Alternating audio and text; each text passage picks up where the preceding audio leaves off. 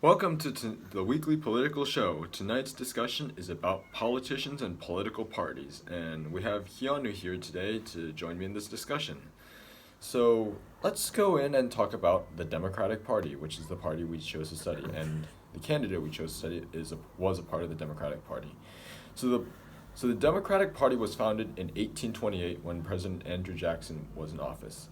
The symbol for the Democratic Party is a donkey, and why is the donkey the symbol, you may ask? Well, when it was formed, Andrew Jackson was the president, and people thought he was a jackass, which is a synonym for a donkey. So, therefore, they decided, you know what?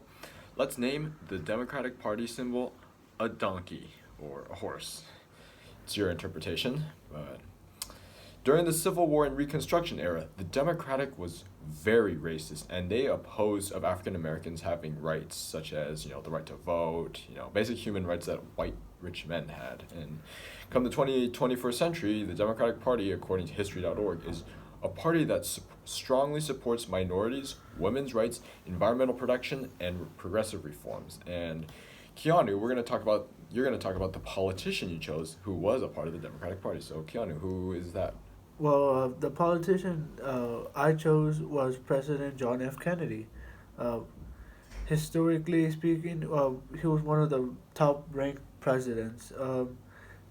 Despite only serving 2 years in office, before entering politics, Kennedy actually joined the Navy Reserve and served during World War II.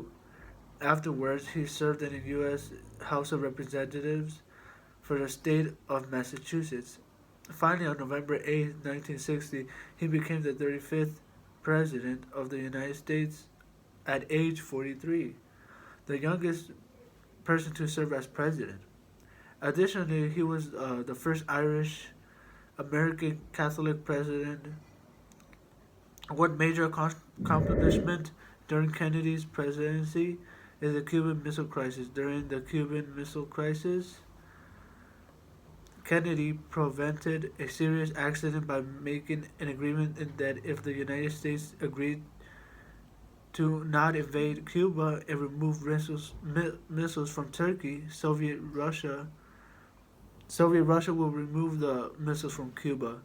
Unfortunately, Kennedy's short presidency ended on November 22nd, 1963, when he was assassinated in Dallas, Texas. While com- campaigning, even though he only served a short presidency, Kennedy was a confident man with excellent intentions to help America thrive.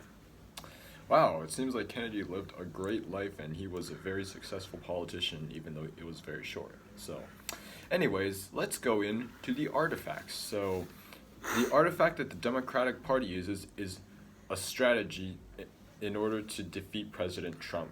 And they say that in order to defeat Trump, they need to plan and organize early. And they organized a group called the Organizing Corps 2020 in order to convince all the swing states to vote for the Democratic Party in hopes that the next president will be a Democrat. Keanu, why don't you tell us about a little bit about President Kennedy's artifact? All right. During Kennedy's political career, an artifact he utilized to help him was his televised debate with President Nixon. In the debate, according to CNN, and I quote, the 43-year-old Kennedy looked to be radiating health. Kennedy wore a dark suit and had a wide smile and vivid tan. Nixon appeared pale and listless in a gray, ill-fitting suit and hastily added pancake makeup. Well, it seems like Nixon wasn't quite ready for the election, but that's not the topic at hand. So why don't we talk about, maybe the point of view perspective of the artifacts. So the artifact for the Democratic Party is most appealing to people who are Democrats and people who are determined to ensure that Democrats win the election, because if people were Republicans, there would be no reason why they would want to support Democrats unless they secretly were Democrats. So really, the intended audience is for Democratic supporters. Why don't you talk about Oh, okay. Well, Kennedy and Nixon's physical appearance changed the way American public perceived the politicians. Over radio, Nixon sounded more confident by voice, but on TV, Kennedy appeared to be more confident. Therefore, Kennedy won more votes because of his physical confidence. All right, let's talk about the similarities and differences. So, both of the artifacts are similar because they are both based on democratic beliefs. I mean, politician, political party. The artifacts differ in that the Democratic Party's artifact is a strategy to get Trump or a Republican out of the office. And why don't you talk about how Kennedy's was different? Well, Kennedy's political platform is what got Kennedy to win the election.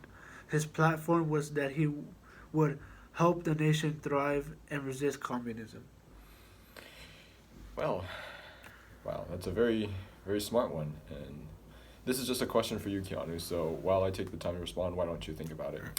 How might political parties and politicians influence an individual's political beliefs?